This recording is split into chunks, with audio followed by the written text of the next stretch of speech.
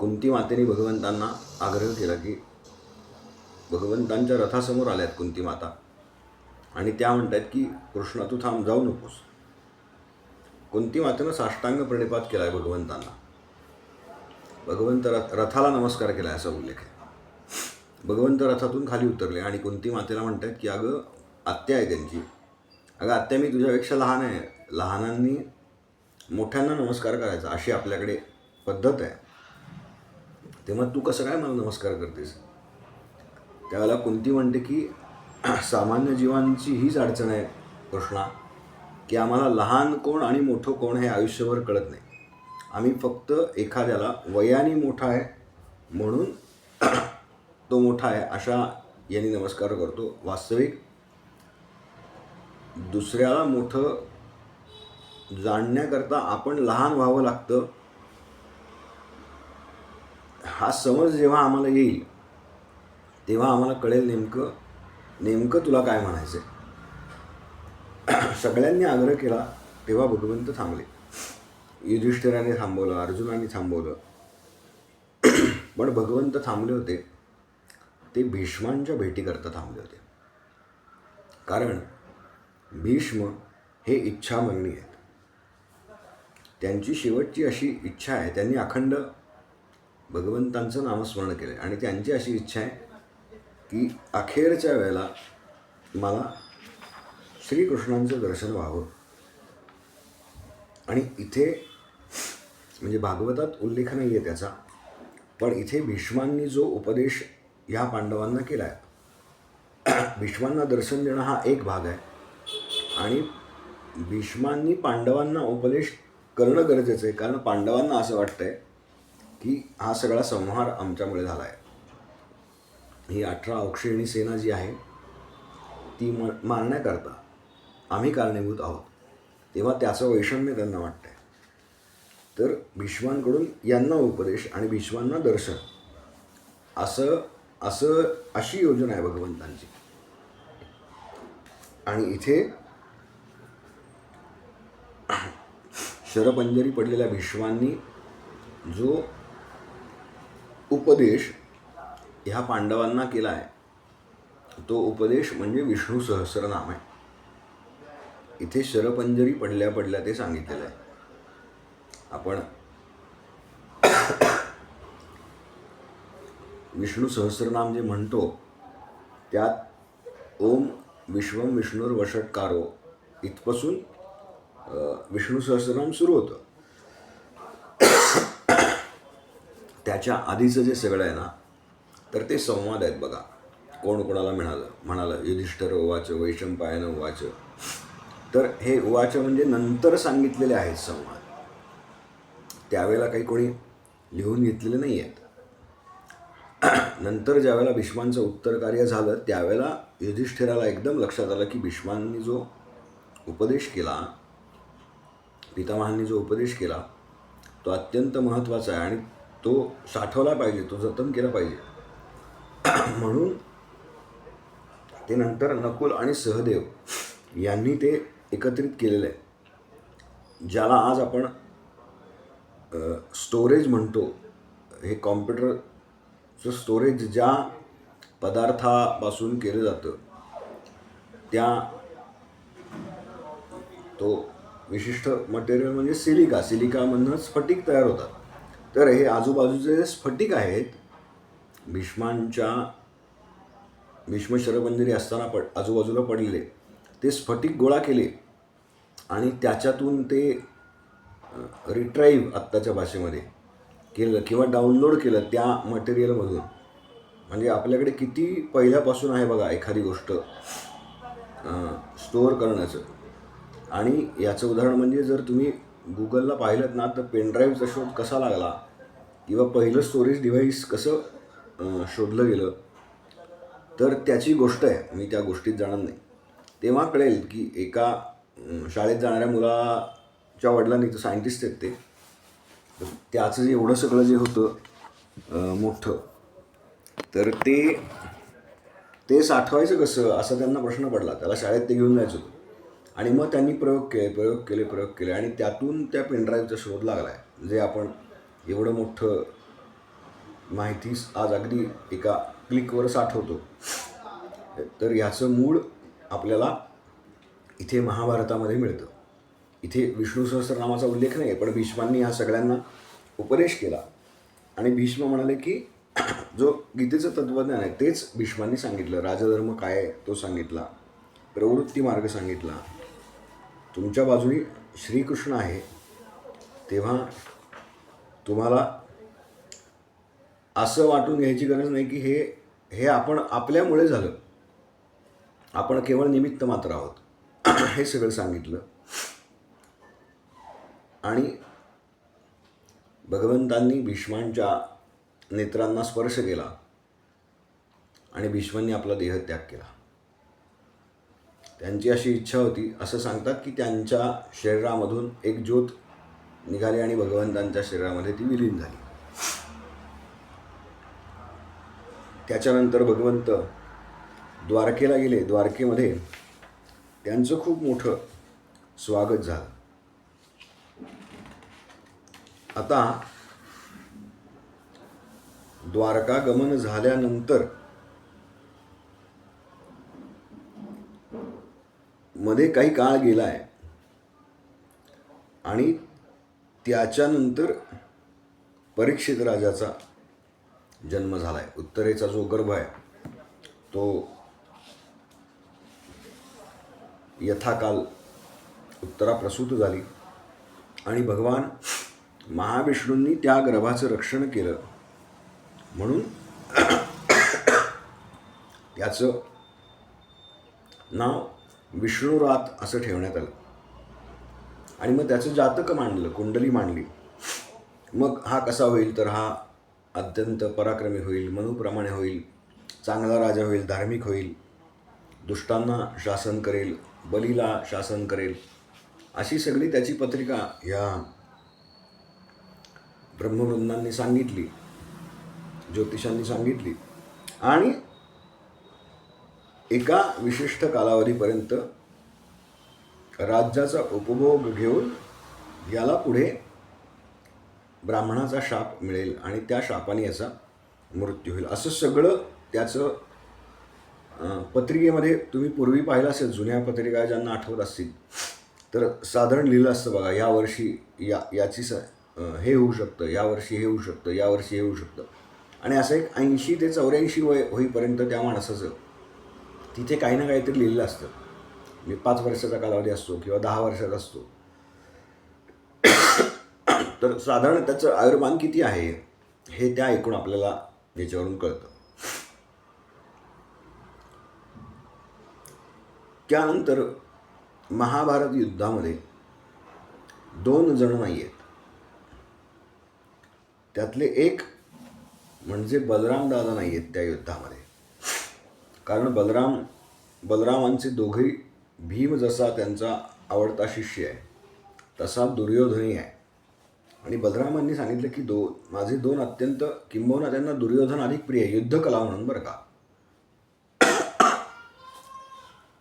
त्यामुळे ते युद्धात नाही आहेत. आणि विदुर नाही आहेत. विदुर तीर्थयात्रेला गेले. त्या सगळ्या युद्धानंतर विदुर घरी परत आले आणि एका रात्री त्यांनी धृतराष्ट्र आणि गांधारीला सांगितलं की तुम्ही हे जे राजवाड्यात जगताय ना ते कसं जगताय. फार कठोर शब्द आहेत विदुर काकांचे. एखाद्या माणसानं कुत्र्याला अन्न टाकावं तसे हे तुम्हाला अन्न देत आहेत का, तर तुम्ही यांचे नातेवाईक आहात, काका आहात. पण तुम्ही काय केलं हे आठवा. आणि मग भीमाला लाक्षागृहामध्ये किंवा लाडू खाऊन मारलं, पांडवांना कसं लाक्षागृहात जाळण्याचा प्रयत्न केला, याला तू साक्षीदार आहेस धृतराष्ट्रा. तेव्हा तू असं कुत्र्याप्रमाणे जीणं सोडून दे, वनात जा आणि यथाकाल तुझा देह सोडून दे. गांधारीलाही उपदेश केला. आणि त्या रात्री या तिघांनी हा राजमहाल सोडला. दुसऱ्या दिवशी सकाळी ज्यावेळेला धर्मराज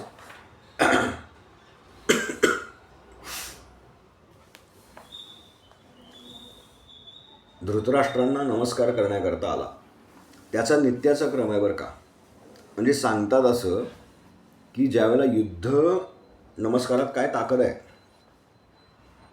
आपण म्हणतो ना की काय नमस्काराने काय होणार आहे, तर हे सांगायची गरज आहे आजच्या तरुण पिढ्यांना. हल्ली स्टाईल म्हणून नमस्कार करतात किंवा कोणी सांगितलं फार तर. आम्हाला तर फार वेगवेगळे अनुभव येतात. घरी राहण्याचा योग येतो अनेकांच्या, त्याच्यामुळे तिथे मुलं कशी वागतात.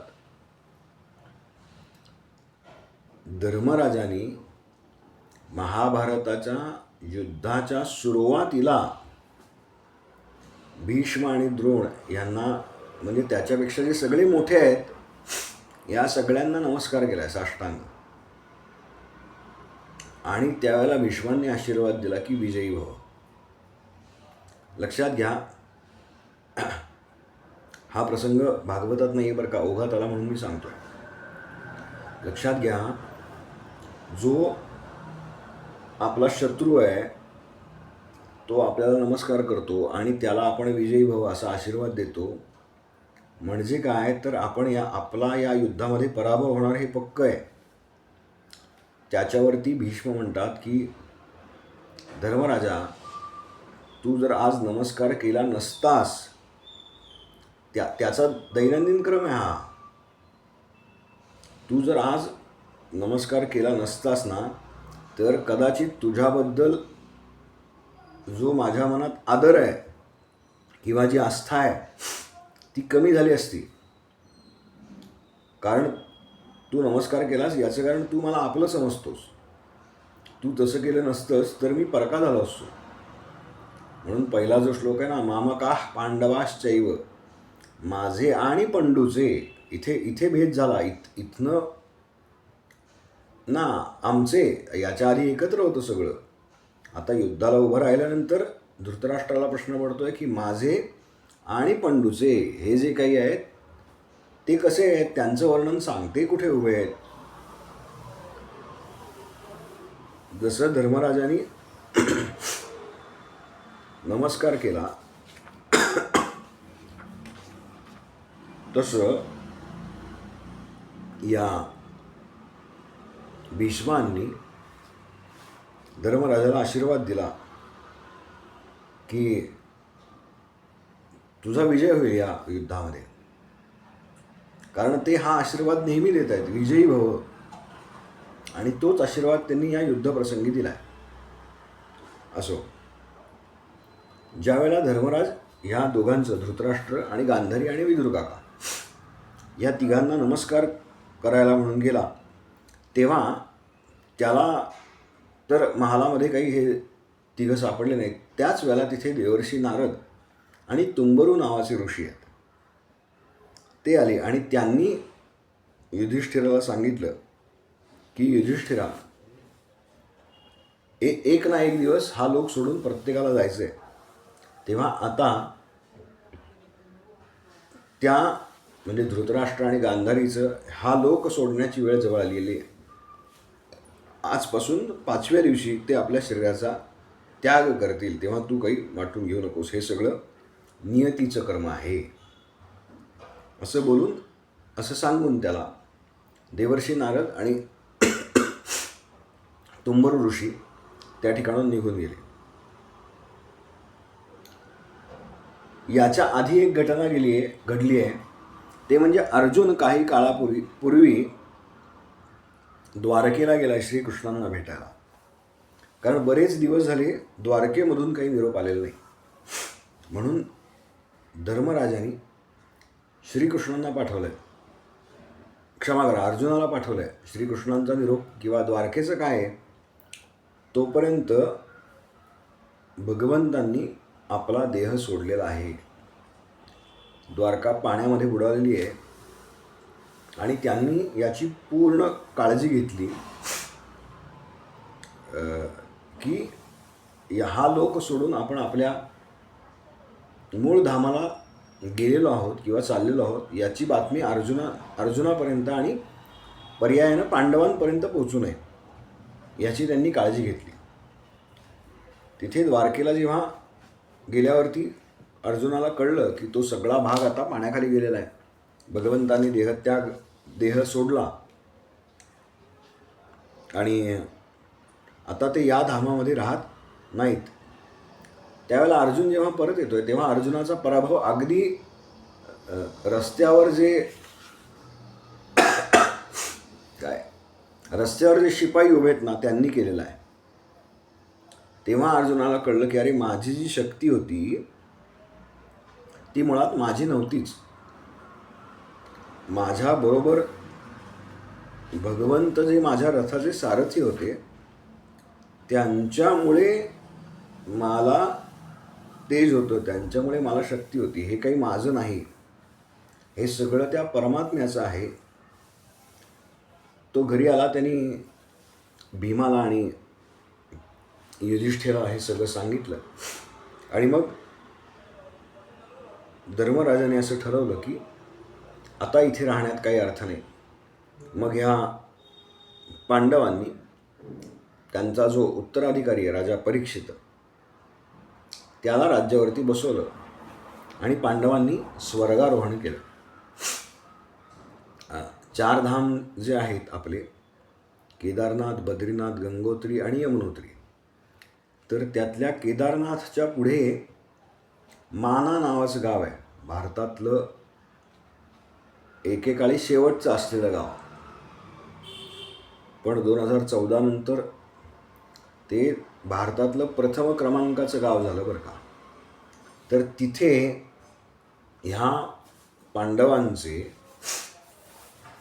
पुतळे आहेत मोठे, 20 जास्तच 30 फुटाचे भरीव मेटलचे, जिथून पांडवांनी स्वर्गारोहण केलं ते हे माना नावाचं गाव. परीक्षिताला राज्यावरती बसवलं आणि पांडव स्वर्गामध्ये गेले. या परीक्षिताचा विवाह दुसरी एक उत्तरा आहे. दोन्हीच म्हणजे परीक्षित राजा जो आहे त्याची आई, हिचं नाव पण उत्तरास आहे आणि त्याची जी पत्नी आहे तिच्या आईचं नाव सुद्धा उत्तरास आहे. उत्तराची कन्या इरावती. ह्या इरावतीशी झाला. तो राज्यावरती बसला, त्यानं अत्यंत चांगलं राज्य केलं आणि त्याला जन्मेजय इत्यादी 4 पुत्र झाले. भागवतामध्ये अनेक वेळेला तुम्हाला असं आढळून येईल की पहिल्या पुत्राचं किंवा पहिल्या 2 पुत्रांचं नाव आहे आणि असे 4 पुत्र झाले, असे 5 पुत्र झाले, असा उल्लेख आहे. याचं कारण इतर पुत्रांची नावं का नाहीत, तर याचं कारण त्यांच्या पुढच्या पिढ्यांमध्ये किंवा त्यांच्या वंशविस्तारामध्ये भगवंतांचं अवतार स्वरूप जे आहे, जे भागवतामध्ये उद्घृत करावं असं कोणतंही नसल्यामुळे त्यांची नावं सांगितलेली नाहीत. राजा परीक्षित हा अत्यंत धर्मानं राज्य करणारा होता. स्वतः आपल्या राज्यामधून फिरायचा आणि प्रजेला काय हवं नको ते बघायचा. एक दिवस असं झालं, ज्यावेळेला भगवंतांनी आपला देह ठेवला, देह सोडला, त्याच वेळेला कलियुगाची सुरुवात झाली. म्हणजे द्वापारयुग केव्हा संपलं, ज्यावेळेला भगवंतांनी देह सोडला आणि कलियुगाची सुरुवात झालेली आहे. एक दिवस हा कली, आपल्याला माहिती आहे की या सगळ्या कथांमध्ये पृथ्वीचं प्रतीक म्हणून गाय आणि धर्माचं प्रतीक म्हणून बैल असं सांगितलेलं आहे. हा कली काळ्या कभिन्न वेशातला एका गाईला आणि एका बैलाला ताडण करतोय, मारतोय. बैल एका पायावरती उभा आहे, 4 पाय सांगितले, त्यातल्या एका पायावरती उभा आहे. तप, पवित्रता, दया आणि सत्य. तप पवित्रता, दया आणि सत्य हे 4 धर्माचे आधारस्तंभ सांगितलेले आहेत. असं सांगतात की एकेका युगामध्ये एक गोष्टी कमी कमी कमी कमी होत गेल्या. म्हणजे तप राहिलं नाही, पवित्रता राहिली नाही, दया राहिली नाही आणि सत्यता राहिली नाही. काही प्रमाणामध्ये आपण बघतो की व्यवहारामध्ये काय अर्धसत्य बोलणारे लोक आहेत आजसुद्धा. तर अशा स्वरूपाचं प्रतीक म्हणून तो एका पायावरती उभा असलेला बैल आहे. आत्ताच्या युगामध्ये सत्य हे केवळ काही प्रमाणात शिल्लक आहे असं भागवत सांगतं की ज्याच्या बळावर आपण जीवित आहोत, ज्याच्या बळावर आपण कार्य करतो. परीक्षित राजानं काय केलं, रथातून उतरला आणि आपली तलवार काढली आणि तो त्या कलीला मारणार. एवढ्यात कलीनं काय केलं तर राजा परीक्षितीचे पाय पकडले आणि म्हणाला, महाराज मला मारू नका. बघा, आपल्याकडे स्पर्श वर्ज सांगितलेला आहे ना. आपण कोरोनाच्या काळात हे सगळं शिकलो बघा की हात मिळवायचा नाही, काय अजून बाकी. याचे कारण काय आहे तर त्याची शुद्धता जी आहे ना, समोरच्याच्या शरीराची शुद्धता जी आहे ती सांभाळली गेली पाहिजे. कुणाच्या चरणावरती मस्तक ठेवून नमस्कार करायचा तर गुरूंच्या चरणावरती मस्तक ठेवून नमस्कार करायचा. आपल्यापेक्षा ज्येष्ठ आहेत, ज्ञानाने तपानी, अशांना चरणावरती मस्तक ठेवावं. काही लोकांना दुरून नमस्कार करावा. यतीवर जे आहेत, संन्यासी जे आहेत, त्यांना काही अंतरावरून नमस्कार करावा. अशा आपल्याकडे काही विशिष्ट पद्धती आहेत. बघा, कलीनं काय केलंय, बरोबर राजाचे पाय पकडले आहेत. जेव्हा का नाही स्पर्श करायचा आपल्याकडे तर स्पर्शामधून वासना ट्रान्सफर केल्या होतात नकळत. माझ्या मनात एखादी भावना आहे आणि मी एखाद्याला स्पर्श केला, चरणस्पर्श केला, तर माझ्या नकळत माझ्या त्या वासना त्या व्यक्तीमध्ये संक्रमित केल्या जातात. म्हणून आपल्याकडे स्पर्शवर्ज सांगितलं. गुरूंना पायावर डोकं ठेवून नमस्कार करा. परीक्षितीला जेव्हा हा कली शरण आला तेव्हा परीक्षितीने विचारलं की तू हे काय करतोयस, तुला माझ्या राज्यात राहता येणार नाही. कली मनामध्ये म्हणला की राजा, तुझं राज्य ते किती, माझं पुढचं सगळं युग आहे, तू एका राज्यापुरता आहेस. संपूर्ण पृथ्वीवरती आता माझं राज्य सुरू झालेलं आहे. म्हणाला, मला तुम्ही असं करू नका, मला तुम्हाला राज्याच्या बाहेर काढता येणार नाही, याचं कारण माझं युग आहे हे सगळं पुढचं. तेव्हा तुम्ही मला काही जागा द्या की जिथे मी थांबू शकेन. तेव्हा या परीक्षित राजानं त्याला काही जागा दिल्या. एक म्हणजे जिथे द्यूत चालतं, जुगार खेळला जातो, तिथे कलीचा वास आहे. जिथे मद्यपान चालतं तिथे कलीचा वास आहे. जिथे व्यभिचार चालतो, वेश्यागमन चालतं, तिथे कलीचा वास आहे. आणि जिथे हिंसा आहे, मारामारी आहे, तिथे कलीचा वास आहे. ही 4 ठिकाणं त्याला दिली, कारण तो मुळातच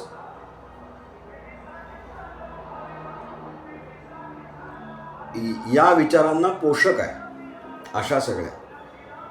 तेव्हा अशा ठिकाणी तू राहू शकतोस. कली हुशार आहे. त्यानं काय केलं, तो म्हणाला, महाराज तुम्ही ही जी सगळी 4ही ठिकाणं सांगताय ही वाईट आहेत. म्हणजे चांगल्या ठिकाणी जिथे सत्संग आहे तिथे ही 4 गोष्टी असू शकत नाही. तर मला असं एखादं ठिकाण द्या जे सगळ्यात या सगळ्यापेक्षा चांगलं असेल. तेव्हा राजानं त्याला सांगितलं की तुला मी असं एक ठिकाण देतो, ते म्हणजे सुवर्ण धन. पण कोणतं सुवर्ण? मी दर कथेमध्ये हे सांगतो की व्यभिचारानं किंवा बळजबरीनं बळकावलेलं धन, याच्यामध्ये कलीचा वास आहे. सन्मार्गानं कष्ट करून मिळवलेल्या धनामध्ये कलीचा वास नाही. ते जे कांचन आहे त्याच्यामध्ये तुझा वास राहील. त्या धर्माचे पुन्हा म्हणजे 4 पाय पुन्हा जोडले त्याने तात्पुरते, असा उल्लेख आहे. आणि ह्या कलीला राजानं सोडून दिलं. मध्ये काही काळ गेला आणि राजा एक दिवस आपल्या पूर्वजांनी काय काय धन जमा केलंय, काय काय संपत्ती जमा केली, कारण तो एकमेव वंशज आहे पांडवांचा. तेव्हा ते पाहण्याकरता म्हणून आपल्या आजच्या भाषेमध्ये काय लॉकर रूम जे आहेत तिथनं फिरतोय.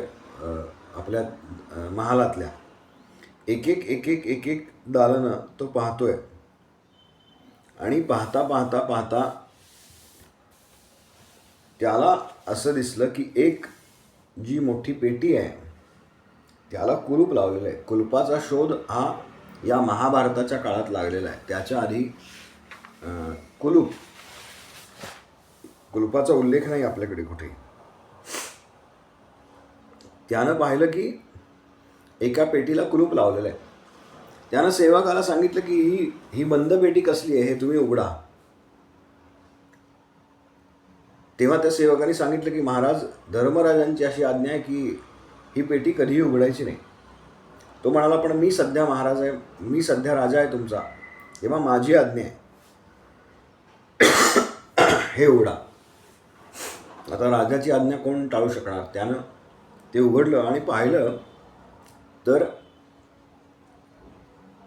राजा परीक्षितीने जो मुकुट मस्तकावरती घातला आहे त्याच्यापेक्षा अधिक सुंदर मुकुट हा त्या पेटीमध्ये आहे. अधिक सुंदर किरीट आहे, ज्याला अधिक मौल्यवान रत्न लावलेली आहेत, असा तो सुंदर किरीट आहे. राजानं काय केलं, तो त्या पेटीतनं काढला, पाहिला त्याच्याकडे आणि तो म्हणाला की मी घातला आहे त्या मुकुटापेक्षा सुद्धा हा किती सुंदर आहे. म्हणून आपला मुकुट काढला आणि तो किरीट घातला डोक्यावरती. घातल्यानंतर त्यानं सेवकांना विचारलं कसा दिसतोय हा. सेवक काय महाराजांना काय होला हो करणारे असतात. महाराज हा आधीपेक्षा छान दिसतोय. म्हणून तो किरीट त्यानं मस्तकावरती घातलाय आणि म्हणाला, चला आता आपण शिकारीला जाऊ. सगळी शिकारीची तयारी झाली. सेवकांना जरा आश्चर्य वाटलं की शिकार, याच्या आधी कधी राजाला शिकार मान्य आहे का, तर त्याला ते सगळी सवय पाहिजे घोड्यावरून युद्धकाळात तरपेट मारण्याची, त्या वेगामध्ये पळण्याची. आणि म्हणून रथ सज्ज केला. रथामध्ये आयुधं घेतली, बरोबर काही इतर रथ आहेत ज्याच्यामध्ये भोजन सामग्री आहे. आणि भरधाव वेगानं वनाकडे रथ निघाला. जाता जाता जाता जाता बाकी सगळे रथ मागे पडले आणि हा जो रथ आहे या राजा परीक्षिताचा, तो एका अरण्यामध्ये खूप खूप खूप खूप खूप आत गेला. आणि आत गेल्यानंतर सकाळी राजा निघाला आहे. दुपारची वेळ जवळजवळ, आत्ताच्या भाषेत 3:30-4 वाजलेत जवळजवळ. काही अन्न नाही, पाणी नाही, प्रचंड तहान लागली. बेछूट प्राणी मारलेत यानं आज. सेवक वर्ग जो आहे त्यांना आश्चर्य वाटलं की कसं काय एवढे प्राणी आज राजाने मारले. राजा तहान आणि भुकेने व्याकुळ आहे. तो म्हणाला की इथे कुठे एखादा ऋषींचा आश्रम आहे का, तर तिथे आपण जाऊ. तिथे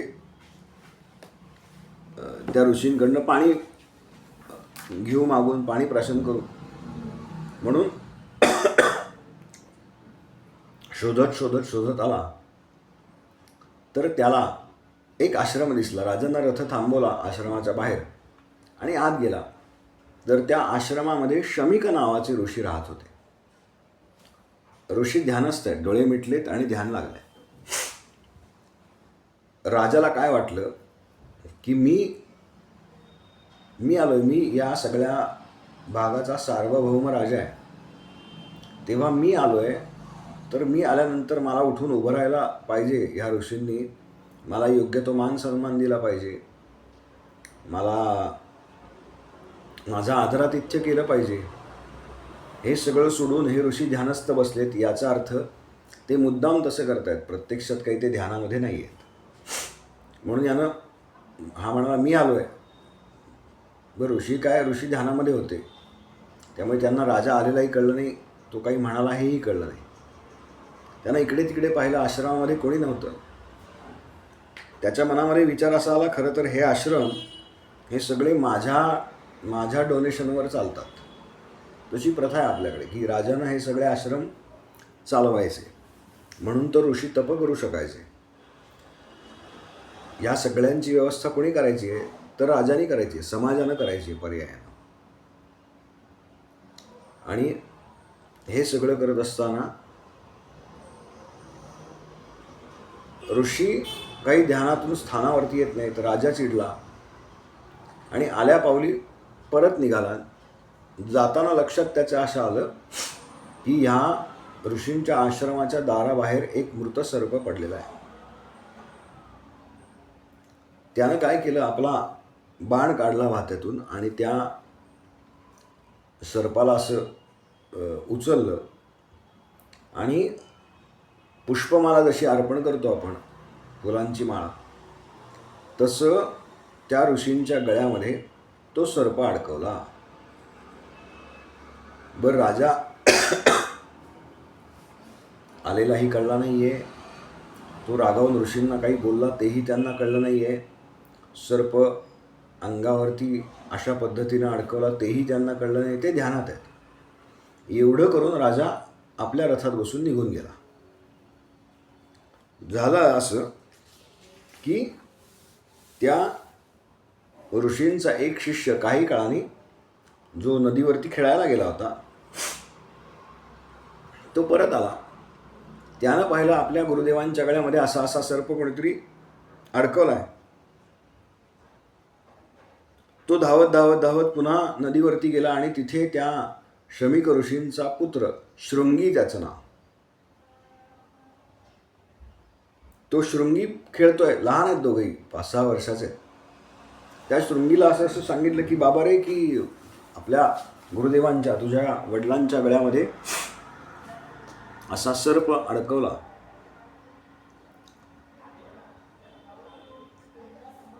शृंगी लहान आहे, त्याच्यामुळे शमिकांकडे जो भाव आहे तो त्याच्याकडे नाही, कारण वय कमी आहे. त्यानं काय केलं, त्यानं तिथलं जल उचललं त्या नदीतलं आणि शापवाणी उच्चारली की ज्या कोणी हे कृत्य केलंय त्याला आजपासून 7व्या दिवशी तक्षक दंश करेल आणि त्याचा मृत्यू होईल. आणि ते सोडलं, उदक सोडलं. आणि रडत रडत रडत त्याला दुःख झालं शापवाणी उच्चारल्यानंतर, कारण शाप उच्चारला की तेज कमी होतं, तप कमी होतं, सामर्थ्य कमी होतं. म्हणून हे जे ऋषी आहेत हे सहसा, आपण ज्या कथा ऐकतो शापवाणी उच्चारली, तर हे सहसा कोणाला अशा पद्धतीनं शाप देणं वगैरे करत नसत. दुर्वास मुनींचं नाव आपण ऐकतो की उठसूट याला शाप दे, त्याला शाप दे, पण याचा अर्थ त्यांचं तेवढं तप होतं, कारण ते शाप खरे ठरले. कारण आपण एखाद्याला आशीर्वाद देतो किंवा शाप देतो तेव्हा आपलं तप खर्च होतं, आपलं सामर्थ्य खर्च होतं. जर असेल तर आपल्या हल्ली आशीर्वादही खरे ठरत नाही, तर शाप काय खरे ठरणार. असो, राजाला शाप दिला आणि तो रडत रडत येऊन आपल्या वडिलांसमोर उभा आहे. किती काळ गेला त्यालाही माहिती नाही, तो रडतोय अखंड. ऋषी जेव्हा ध्यानातून स्थानावरती आले तेव्हा त्यांनी पाहिलं की आपल्या गळ्यामध्ये मृत सर्प आहे. त्यांनी तो काढून बाजूला टाकला मुलगा रडतोय त्याला जवळ बोलवलं. काय रे म्हणाले, काय झालं? तो म्हणाला, असं असं कोणीतरी आलं होतं, त्याने हे कृत्य केलं, मी शाप दिला. ऋषींनी पुन्हा ध्यान लावलं आणि पाहिलं कोण आलंय, तर हा राजा परीक्षित आला होता. ऋषी म्हणतात, अरे अरे तू फार वाईट केलंस, हा अत्यंत चांगला राजा आहे, तू असं करायला नको होतंस. फक्त एक कर, आता तुझ्याकडून हे कृत्य झालंय हे त्याला कळू देत, म्हणजे त्याचा मृत्यू आता 7व्या दिवशी आहे हे त्याला कळू देत. आणि म्हणून हे ऋषिकुमार परीक्षित राजाला त्याच दिवशी भेटायला येईल असा उल्लेख आहे. सेवकांना सांगून राजाची भेट घेतली आणि राजाला सांगितलं की महाराज, माझ्याकडून अशी अशी शापवाणी उच्चारली गेलेली आहे, तक्षक दंश करून तुम्हाला 7व्या दिवशी मृत्यू येणार आहे. त्याच वेळेला सगळ्या राज्याचा त्याग या परीक्षित राजाने केलेला आहे. जन्मेजय लहान आहे त्यावेळेला, असं सांगतात की जन्मेजय 6 वर्षाचा आहे त्यावेळेला, म्हणजे त्याला राज्य कसं करायचं तेही माहिती नाही, पण त्याला राज्याभिषेक केला, पुढचा उत्तराधिकारी म्हणून नक्की केलं.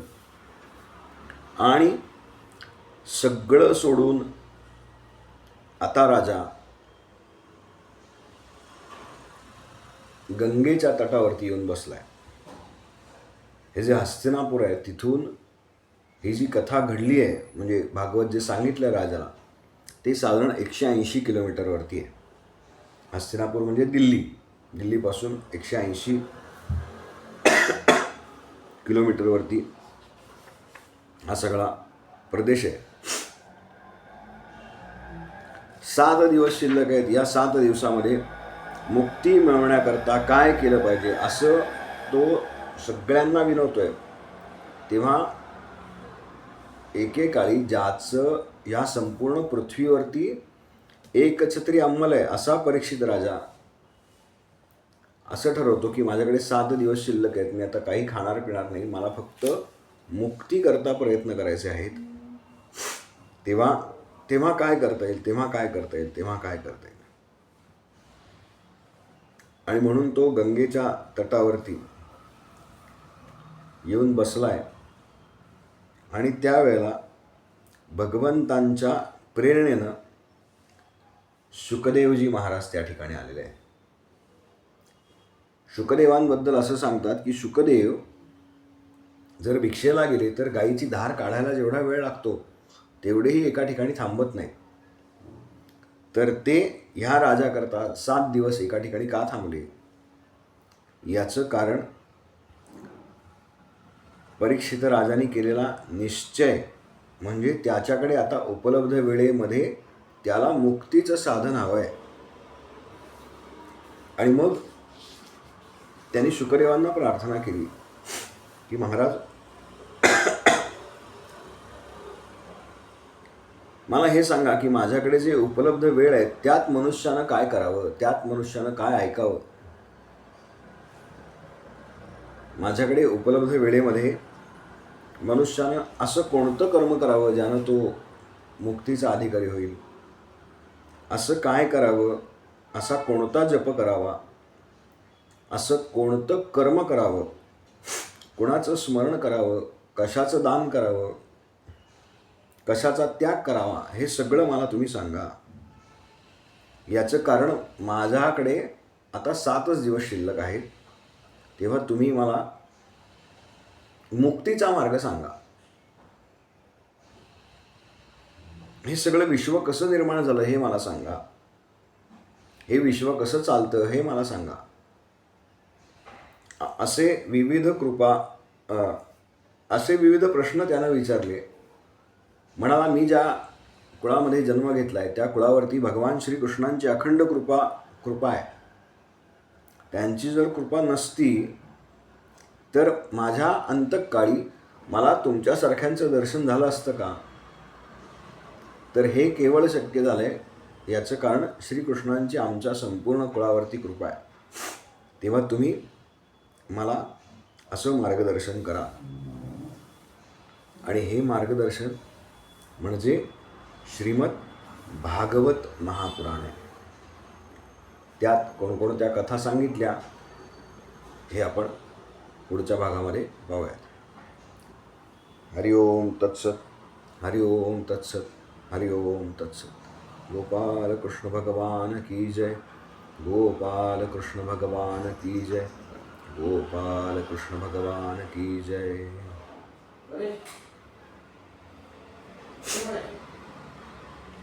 छान झाली कथा.